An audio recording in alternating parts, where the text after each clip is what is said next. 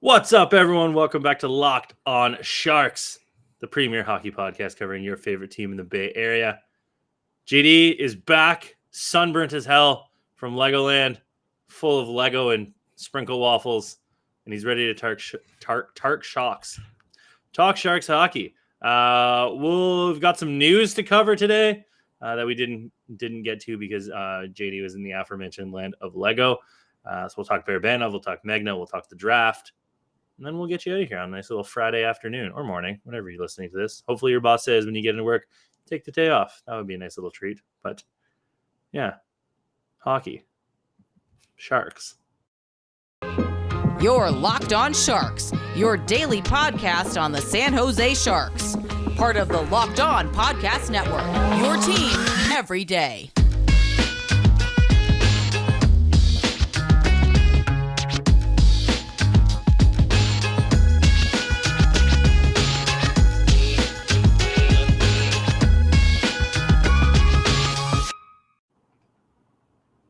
What I was going to say is Sharks, they're big fish. I'm your host, Kyle Demetrius. Back with me as always is co-host JD, the time-traveling toaster to my elevator full of blood.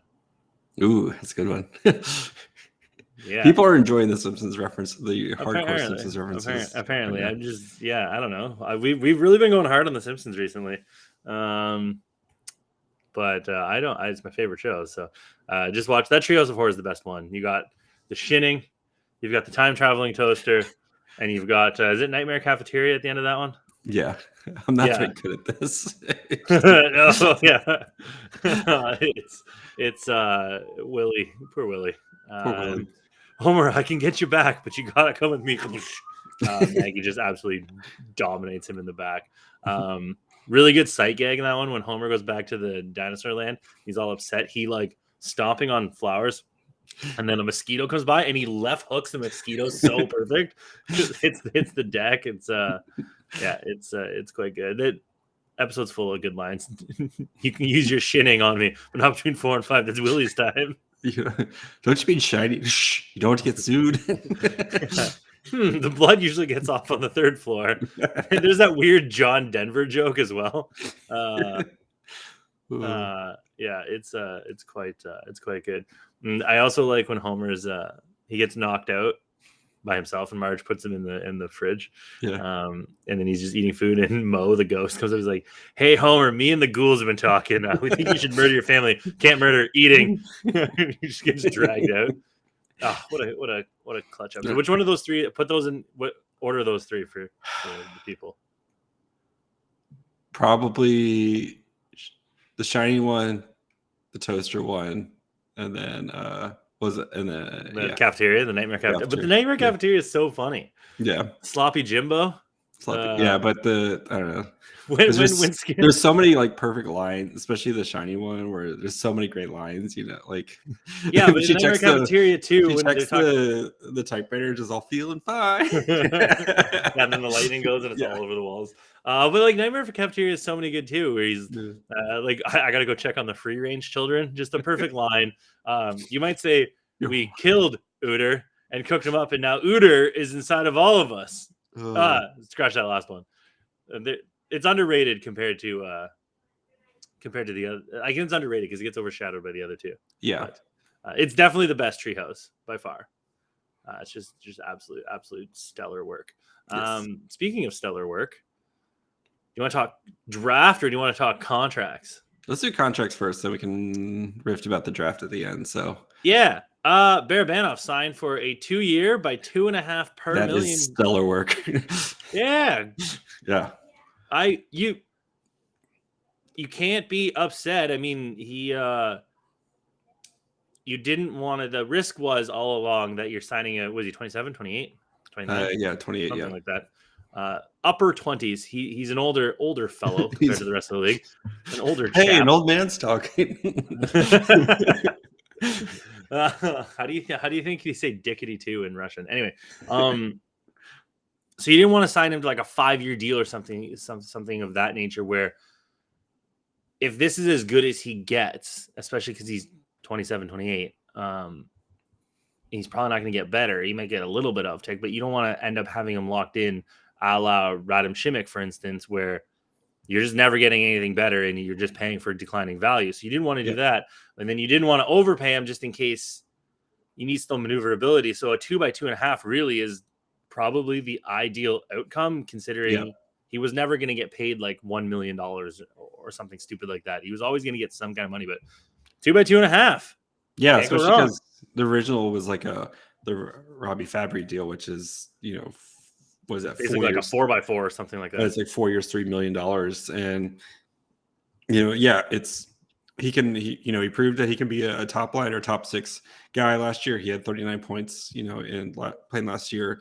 Really kind of helped that the Meyer Hurdle line kind of do a little dirty work on there. We saw his good passing and stuff like that. And yeah, he can hold down the fort. And then when you have your guys like your Eklunds, your Bordelots, Robbins, whoever ready to kind of pop, it's not like you've signed on to him long term. And then even after 2 years, if he's still playing well, you can, see where you're at in 2 years if you want to give him another deal or if you want to trade him when you come to the trade deadline. I know he has like a 10-team no trade list or something like that.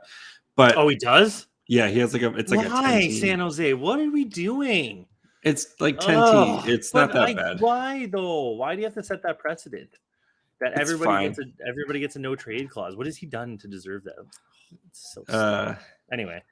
But yeah, it's fine. Whatever. If going into next year, the 2023-2024 season, if the Sharks are bad again, I'm sure he'd be willing to waive his no trade clause to go play the contender or something like that. But that's for future JD and future Kyle to worry about. But no, I really like this deal, and I think it's you have him locked up for 2 years. He can solidify your top six, and then you just see where you're at 2 years from now. And if you want to trade him, or if you don't want to resign him, or if you want to resign him, you can kind of go from there. So yeah, I think I was shocked actually when I saw the terms of a 2x2.5. So yeah, like you said, you made a good point that San Jose, they're going to be bad next year. I don't know what everybody's deluding themselves into thinking they're not, but they're going to be bad next year. So 2.5 for a guy where you're going to get a playoff run and another season.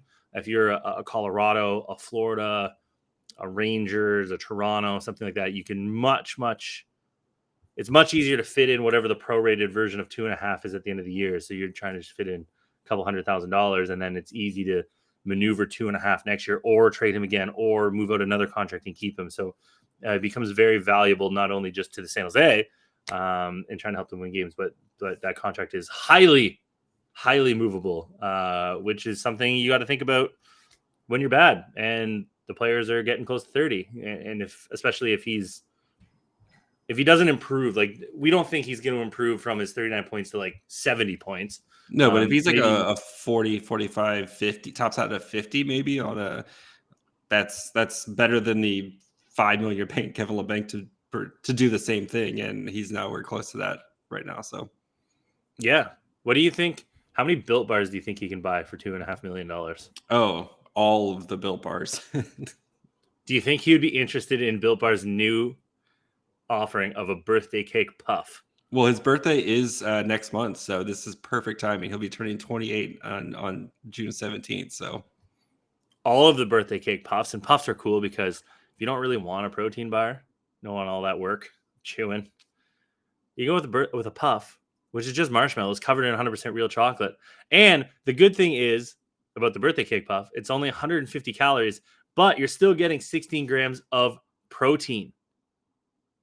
And it's kind of weird. You think marshmallows? Oh, that's not, how's that going to work? But there's still protein in it and still tastes good, still covered in chocolate. And if you don't want birthday cake, there's other flavors like cinnamon churro, banana cream pie, pro cream pie podcast here. Those ones are really good.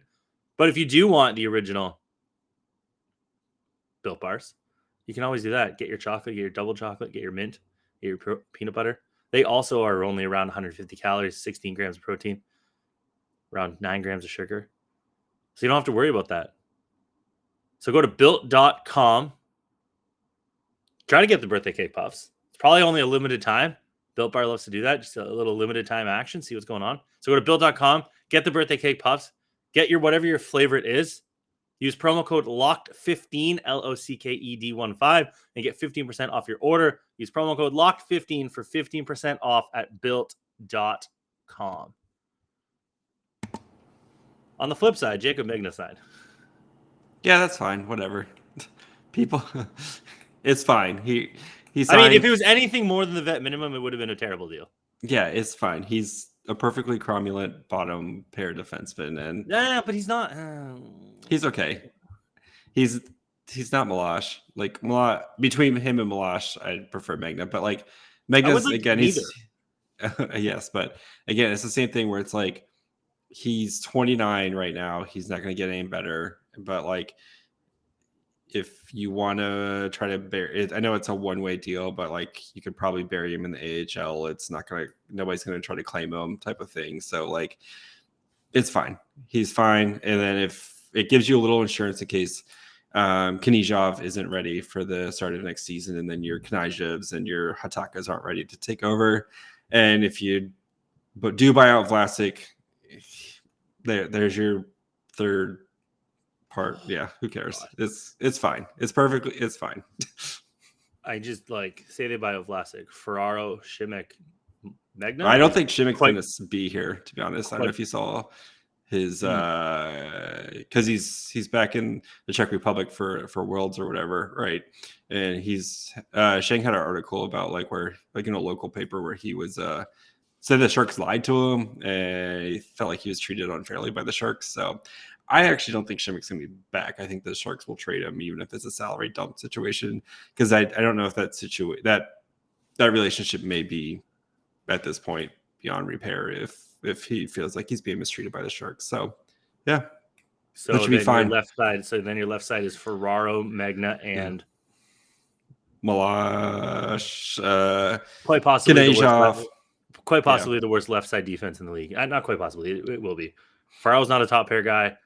Megna's not a second pair guy. Milosh isn't a third pair guy. Cool. It just in a season that might not be the best. I just don't want to see a 29-year-old turning 30 Jaycob Megna block a Hataka or a Knizhov or anybody from getting playing time. And it just they signed over down, baby. But I just don't understand why it needed to be a 2-year deal. Now you're stuck with them. Again, it's fine. Is it though? Because like in the salary cap world where you need space and you need money, I understand that you're going to need bodies, but like I'd rather that go to a young guy who's going to make the same mistakes. But because all the other young guys are signed, so like you have like potential left side defenseman Artemi Knizhov, like he's signed through. He's not an RFA till 24, 25. Like Nick Cicek is 24, 25. You have it's fine. You have it's fine. He's a warm body, and then when one of those guys he's a warm body that's going to play far too many minutes. Oh yeah, for sure. That's not suited to him. Like that's the thing is that you take a step forward and you're trying to develop guys, and then you do this where you know that he's going to play. He played like 41 games. Yeah. And if you read the articles, it's like a guy who is a career minor leaguer. Well, there was good reason. Like it's fine if he sits in the press box all the time and then he plays like 12 games. I just don't know if the other who is ready to take his place. He's not ready. I'd rather have a young guy make mistakes than a guy who's not going to be here possibly at any moment. I don't know. It's the vet minimum. So like, I get that's why I don't care. It's 25, but like at the same time, if you care about the Sharks winning sooner rather than later, it's blocking people from getting playtime. I mean, like maybe Vlasic and Šimek are both gone and they have to play him because they have literally nobody else. But at the same time, I'd rather let young guys make mistakes. I'd rather have the young guys and figure out what they are and make mistakes than an older guy who we know what he is and watch him make mistakes, because that's frustrating. Yeah. I mean, we've seen this story in Bob Bugner. It is, anytime a young guy makes a mistake anyway. So doesn't matter. I really don't understand how these articles are saying like Joe Will thinks he was good for young guys and stuff like that. I was very confused. Yeah. A little confused. You can just point to Jaycob Megna. This is the perfect example of, is he good for young guys? Because he played a 29-year-old career minor leaguer 41 games. It's tough. It's tough being. It is tough, yeah. Again, he's not I'm more just whatever about it. So he's a dude who can play for you for a little bit. His numbers were okay. Like he was 45th percentile in offense and 46th percentile in defense. So it's whatever. I'm not like it doesn't really move the needle for me. So who cares? he's keeping the seat warm for Knizhov or Knyzhov or somebody or Taka. So yeah, you're just kicking the can down the road on your year of development for these guys. It's frustrating. I think though the way the Sharks are approaching the season, I think they're actually kind of putting a lot of chips in the CUDA right now, where they'd rather have like Hataka and Knyzhov. But then don't say the Sharks are going to be competitive. Yes, you're talking about both sides of your mouth, but I still think no, I'm not. No, can't say the Sharks, not you. The Sharks are talking about both sides of your mouth. I was like me. Because it's like they're opening the new CUDA building. Like they have all these young guys. They've got some new initiative. Like where they're going to have some of their CUDA games on local TV. They just got the 2024 AHL All-Star game. Like I think they're really trying to kind of build the CUDA brand up right now, and it's a good opportunity to do so with that. So I wouldn't mind. Totally. But then don't say the Sharks are going to be competitive when you put good players on the CUDA. Yeah. So anyway, this is just opening the door for Nick Cicek to win our hearts out of training camp. And yes, but before 4 years in a row. Yes, we got to make it 4 for 4. Let's take a quick break and talk to you guys about BetOnline. When gambler strikes, there's only one place to go. Our partners at BetOnline continue to be the number one source for all your betting needs and sports info. Find all the latest odds and news and sports developments, including this year's basketball playoffs, Major League Baseball scores, fights, and even next year's NFL futures. BetOnline is your continued source for all your sports wagering information, from live betting to playoffs, esports, and more. So head to their website today or use your mobile device to learn more about the trends in action. BetOnline, where the game starts. The draft starts at 11. The Sharks did not move from their position. They will be drafting 11th in the upcoming draft. The only team that moved was New Jersey. They went up to 2 from 5, 6, something like that. Montreal won the draft. So the top 3 picks will be Montreal, New Jersey, and Arizona. Obviously, we're going to have a lot more draft profiles coming up over the next couple months, or month, I should say, especially honing in on guys that are going to be around the 11th pick. So your Minchikovs and your Lamberts and your Nazars, those type of guys that are going to be in that middle. We'll sneak a Slafkovsky in there just in case he falls. A lot of defense probably coming up. Nemec, Jiricek. Yes.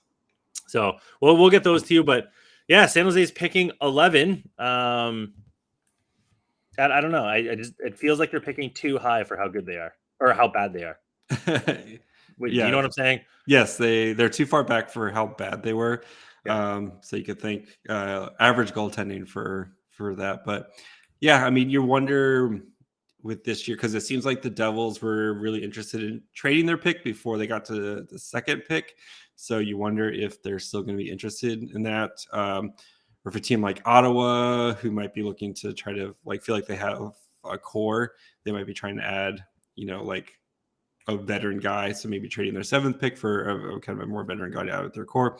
These kind of teams like those where it feels like they have their core and they might be trying to add that next piece who's going to be able to help right now instead of later down the road. But yeah, I'm intrigued with the Sharks. I think they'll be in position to get a good player still, especially because Ottawa is picking ahead of them. If they do pick, somebody's going to be able to slide. I feel like the Sharks are still, they're going to be at the tail end of the good players, but I still feel like they're going to be able to get a good player there. So this draft is a little tricky though, because it's not that good. So but landmines abound is the thing here. Last year, Columbus picked Cole Sillinger 11th, and then going backwards, started. So that was 2021, 2020. Yaroslav Askarov went to Nashville, which is pretty cool. Yep. Victor Schuderstrom to Arizona. He's got a lot of promise. Oliver Wahlstrom. Gabe Velarde, who plays on the Kings, who's had an auspicious start to his career, but he broke his back. Logan Brown, terrible choice by Ottawa. Lawson. Yeah, surprising. Lawson Krause, not the best. Kevin Fiala, amazing pick in 2014. Mm-hmm. Sam Murray has only ended up playing 29 games in the ensuing 9 years, which is kind of rough. Phil Forsberg, great pick. Duncan Siemens, awful. Jack Campbell has now come into his own. Ryan Ellis, great. Kyle Beach, that's tough. Brandon Sutter, whatever. Jonathan Bernier, Andrzej Kopitar in 2005, Jeff Carter 2003. Jerome McGinley 1995. And the last time San Jose picked at 11, it was 1994 when they picked my first love, Jeff Friesen. Also, weird little symmetry. Mike Sillinger went 11th in 1989. Cole's dad. That's fun. Here, Yeah, here I'm gonna throw. Let's do a couple rounds of the old FC hockey and see who might be available for the Sharks at 11. So, kind of a. Let's see here, FC hockey draft. Yeah. Thing. So I'm running. I can run it right now. One round. Start draft. So if you're watching on YouTube. Okay, so Shane Wright's all right, number 1, 100%. Yep. Slafkovsky number 2 to the Devils. Do you think they're not going to go? Here, let me pause. Hold on. Oh, are they just doing this? Is Yep. it just doing this? Oh, okay. Yep. I see. I thought we were doing it. So, yeah. So number 1, right. Slafkovsky number 2 to the Devils. Matt Savoy number 3 to the Coyotes. Logan Cooley number 4 to the Kraken. Simon Ebik to the Flyers. Yurov to the Columbus Blue Jackets. Frank Nazar to the Ottawa Sens. That's too good of a pick for them. David Urich to the Red Wings. Brad Lambert goes number 9 to the Sabres. And Kemmel goes 10 to the Ducks. So that leaves Krasinski, McGrody, Gothard, Geeky, Gleb, and Lekermacki at kind of next available right now. Cutter Gauthier I want nothing to do with. So Kevin Korchinski's a D, right? Yes. Korchinski's a D. Rutger McGroarty's a C. Cutter Gauthier's a winger. Connor Geeky's a C. Gleb's obviously left wing. Lekermacki's probably going to be the choice, to be honest with you. Yeah. Steph is making an appearance in the background. So nice. Yes. Let's run it again. See who else is Yeah, so I think of that. I think you got to. I would go with Krasinski right there. Like he's pretty good. So yeah, but Lekermacki add another forward. Lekermacki though would be sweet. Excellent spot. This is the problem with like drafting 11 here is that like all of these guys have issues. It's not that deep. Do it again. See what happens. All right, let's see. All right. Here. I'll read the names off to so give you a break. Your Legoland break. Okay, so right 1, Cooley 2, which would be Cooley, Hischier, Hughes. Nemec 3, Slafkovsky 4, Savoy 5, Yurov 6, Kemmel 7. Wow, that's an awesome Senators pick. He's not that good. Nazar 8, Korchinski 9, Lambert 10, which would leave Jiricek, McGroarty, Gauthier, Geeky, Cherkazov, Lekermacki. So unless one of those, unless a Nazar, a Yurov, a Kemmel, a Slafkovsky, a Lambert falls out of that top 10, they're really going to be choosing between probably going to be your McGroartys, your Connor Geekys, your Cutter Gauthiers, your Glebs, your Lekermackis, Pavel Minchikov, I think is there, Denton Matichuk, that big giant Austrian man, Marco Kasper's there, Philip Massar is there, Noah Oslin, but like now we're getting into guys that probably shouldn't be drafted this high. And I think San Jose is probably going to hope for a Slafkovsky, Lambert, Nemec, like one of those guys that's in that 5 range to fall down. Because we know Wright's going 1, and then Cooley is probably going to go 2. There's no real, you can speed it up. Yeah, so like Nemec went 2, fair. Slafkovsky went 3. Look at me looking like an idiot. Cooley went 4. Cooley's not falling farther than that. Savoy 5. I think Savoy might fall. Yurov 6. I don't want anything to do with Yurov anyway. Lambert 7. So like you can see kind of like the choices. Nazar 8. Korchinski 9. Jiricek 10, which means that Joachim Kemmel's the guy that slips down. It's going to be that, and I don't know. San Jose might I think Jonathan Lekermacki is probably going to keep rising up because he's such a sniper. Yep. So I wouldn't be surprised if he is the choice, and he's also from Bugarden, I believe. Yeah, they've gotten a chance to watch him playing with like Glenn, and you already know that those two have chemistry together. So yeah. So it's going to be interesting. We're going to keep profiling as we get more information. Now that the draft order is set, it's a little bit easier for scouts and mock drafts, things of that nature. Because now we know, like New Jersey at 2. for people at the top of the draft. They have Hughes and Hischier. So are they going to go center and go with like Cooley and have a Hughes, Hischier, Cooley type middle for the next like 8 years? Or do they go with a winger to add like Alexander Holtz, Dawson Mercer? Do they grab like a Slavkovsky, a bigger guy? Or do they go D? Because I think Kevin Ball is their top D. So no, honestly, they have one of the Hughes brothers. Oh, they have Luke Hughes as well. Okay, so Yeah. they have Luke Hughes, but then after that, Kevin Ball maybe. So honestly, I think New Jersey. I think they're a big wild card because I could see them trading out if they could try to get whoever's disgruntled and wants out of their situation, and because it feels like their core is about set. They do need some goaltending, but like they do have a lot of really good players, and I know at some point I think, but who knows with them? It's gonna be fun. We have plenty of time. Arizona is always a wild card. You're always going to see a surprise. Ottawa's going to do something insane. There was a funny meme by Sens Buzz, and it was like a picture of Pierre Dorian smiling on a laptop, and it said, "When you see that your top prospect is ranked 156th." It was really good. Going to be an interesting draft. 11 is kind of that creamy middle danger zone. Then I don't think we predicted at the beginning before the whole season started. Yep. Yeah, not exactly. If they could have pushed into like that 7-8 range. You can grab a Lambert, something like that. So now they're gonna have to hope. So we'll see. If you would like James Reimer, why couldn't the Ducks not shit their pants? James Reimer. Last time we rely on the Ducks for anything. I know. Ducks. Let's get here. If you'd like to talk to us on the internet, Locked On Sharks on Twitter, Facebook, Instagram, lockedonsharks@gmail.com. If you want to email us with your words. If you would like to watch us, we like to be watched. You can do that at Locked On Sharks on YouTube. See a nice sunburn right now. Yeah, yes. JD is quite rouge. He's got a nice pinchy glow to him. Pinchy. It smells so good. Oh my god, pinchy. Oh, he tastes so good. Oh god. So good. He's a free range lobster now. in the kiddie pool. I think when he throws them, and they're like, he's got to balance out the salt. Yeah, their boat just kind of float.